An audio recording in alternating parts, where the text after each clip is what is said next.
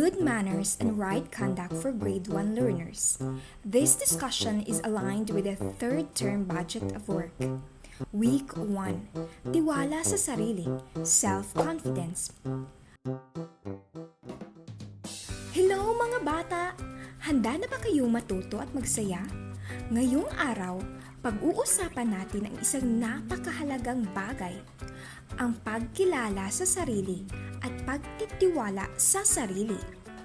Alam niyo ba kung ano ang ibig sabihin ng tiwala sa sarili?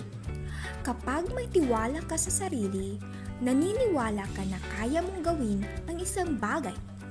Halimbawa, kayang-kaya kong magbasa. Matututunan ko ang pagsulat. Ang tiwala sa sarili ay kapag naniniwala ka sa iyong kakayahan. At sinasabi mo sa sarili mo na kaya ko ito. Halimbawa, kapag nahihirapan ka sa pagbasa, pero sinusubukan mo pa rin, ibig sabihin may tiwala ka sa sarili. Sabihin nga natin, kaya ko ito. Mas malakas, kaya ko ito. Ngayon ay may maikling kwento ako sa inyo tungkol sa isang batang may tiwala sa sarili. Handa na ba kayong makinig? Si Mia na may tiwala sa sarili. Si Mia ay isang mabait na batang babae. Mahilig siyang gumuhit at magbasa. Isang araw, sinabi ng kanyang guro, "Sino ang gustong magbasa sa harap ng klase?" Tahimik ang lahat. Nahihiya ang mga bata. Kinabahan si Mia. Paano kung magkamali ako? Naisip niya. Huminga ng malalim si Mia at dahan-dahan siyang tumayo. "Ma'am, ako po," sabi niya. Nagulat ang kanyang mga kaklase. Ngunit ngumiti si Mia. Nagsimula siyang magbasa. May kaunting pagkakamali pero itinuloy niya. At matapos niyang magbasa, pumalakpak ang buong klase. "Magaling, Mia," sabi ng guro. Natuwa si Mia. Naramdaman niyang kaya pala niya. Simula noon, hindi na siya natakot sumubok dahil alam niya si Mia ay may tiwala sa sarili. Ang aral sa kwento ay, kapag naniniwala ka sa sarili mo, kaya mong gawin ang mga bagay na akala mo ay mahirap. Ngayon, tingnan din natin ang iba pang eksena sa silid-aralan. Sa unang araw ng klase, puno ng pananabik at kaba ang silid-aralan. Tahimik ang mga mag-aaral. Tila nag-aantay kung ano ang susunod na mangyayari. Ngumiti ang guro at nagsalita. Sa pagbubukas ng klase, kailangan natin makilala ang isa't isa. Sino ang gustong magpakilala? Lalong tumahimik ang klase. May ilan na nag-iwas ng tingin. Ang iba naman ay bahagyang napangiti, ngunit nananatiling nakaupo. Tila nahihiya. Sa gitna ng katahimikan, may isang batang lalaki ang marahang tumayo. Siya si Juan. Halata ang kaba sa kanyang mga mata, ngunit pilit siyang ngumiti. Mahina siyang nagsalita. "Ako po, ma'am." Huminga siya ng malalim. Tila kinakalap ang lakas ng loob upang ipagpatuloy ang kaniyang pagpapakilala. "Magandang araw po. Ako po ay si Juan Cruz. Ako po ay 7 taong gulang. Ako po ay lalaki. Nakatira po ako sa Barangay Mabini. Kasama ko po ang aking nanay, tatay at kapatid. Mahilig po akong kumanta at magbasa." "Magaling, Juan!" Ano ang ipinamalas ni Juan sa klase? Tama! Tiwala sa sarili. Kailangan natin ang tiwala sa sarili para magawa natin ang mga bagay na mukhang mahirap. Halimbawa, sa pagbabasa, pagsusulat, pagsasayaw, ay kailangan natin ng tiwala sa sarili.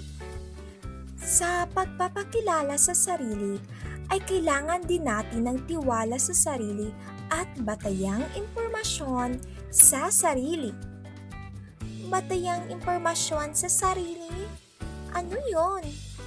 Ang batayang impormasyon ng sarili ay mga simpleng detalye tungkol sa isang tao na tumutulong para makilala siya ng iba. Narito ang mga pangunahing batayang impormasyon. Pangalan, ito ang tawag sa iyo. Edad, ilang taon ka na? Kasarian, ikaw ba ay lalaki o babae? Tirahan, saan ka nakatira? Pamilya, sino-sino ang kasama mo sa bahay? Nanay, tatay, o mga kapatid? Hilig o gusto? Mga bagay na gusto mong gawin. Halimbawa, pagguhit, pagkanta, paglalaro. Paniniwala o relihiyon, kung ano ang iyong pinaniniwalaan. Aktibidad. Balikan natin ang estudyante kanina na nagpakilala. Makinig ng maigi dahil may mga katanungan tayo.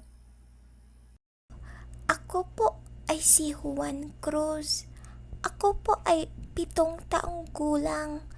Ako po ay lalaki.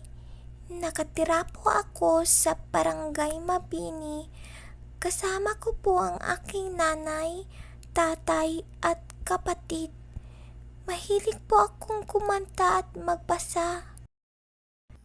Ano ang pangalan ng mag-aaral? Tama! Siya si Juan Cruz. Pangalawang tanong. Ilang taong gulang na si Juan? Oo, siya ay 7 taong gulang na. Pangatlong tanong. Ano ang kasarian ni Juan?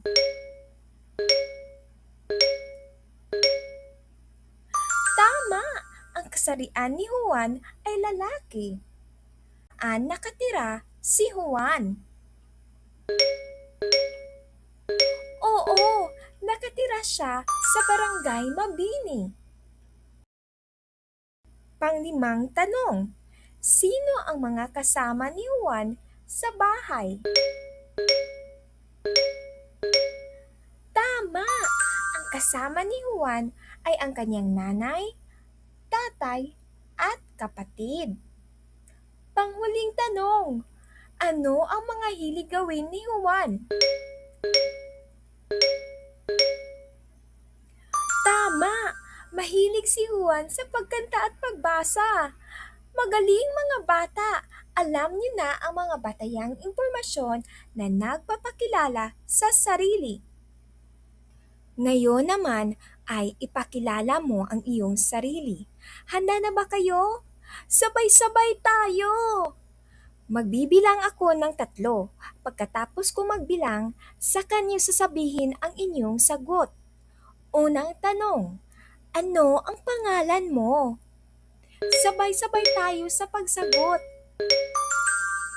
Ang pangalan ko ay... Pangalawang tanong, ilang taon ka na? Sabay-sabay tayo sa pagsagot. Ako ay taong gulang na. Ikatlong tanong, ano ang kasarian mo? Sabay-sabay tayo sa pagsagot. Ang kasarian ko ay... Ika-4 na tanong, saan ka nakatira? Sabay-sabay tayo sa pagsagot. Ako ay nakatira sa... Ika-5 tanong, sino-sino ang kasama mo sa bahay? Sabay-sabay tayo sa pagsagot.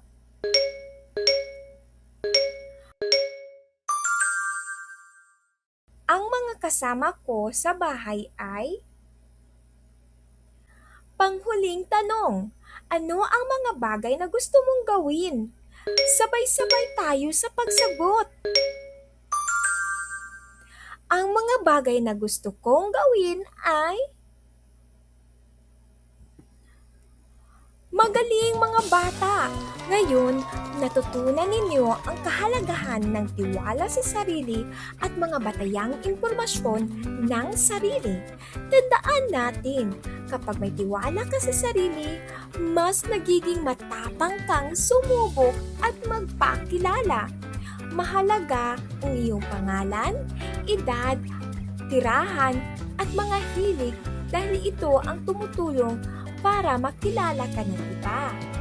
Katulad ni Mia at Juan, kaya mo ring magsalita sa harap ng iba at ipakita kung sino ka. Sabihin nga natin, kilala ko ang aking sarili. Sabay-sabay tayo. Kilala ko ang aking sarili. Napakagaling ninyo! Hanggang sa susunod nating aralin mga bata!